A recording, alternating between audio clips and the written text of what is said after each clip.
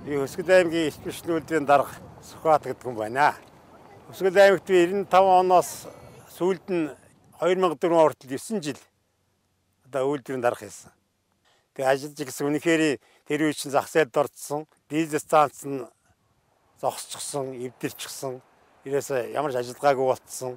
Албан газар үйлдвэрчин газар ажиллах аргагүй, харанхуй ийм хот байлаа. Бэрхшээлийг давахад маш хүнд байсан. Яг аз бол тэр үеэр 1997 онд Америкийн нэгдсэн улсын олон улсын хөгжлийн агентлагийн тусцаа зүйлэх, босцгол тусламжуулах гэрээ байгуулж, ингээд манай аймагт 5 дизель сурлуулах гэрээ хэлсэл хийгдсэн.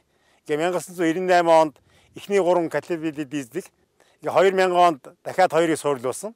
Ингээ манай дизелийн хүчин чадлыг үндсэндээ 2500 кВт-аар нэмэгдүүлсэн бол үнэхээр нэг том ачаал нуруунаас аваа ийдсэн юм шиг сайхан болж цагтаа бод хөдөлмөрчтэй гэрэл сахилгаанаар хангах найдварт анх их усүртэй болж байлаа.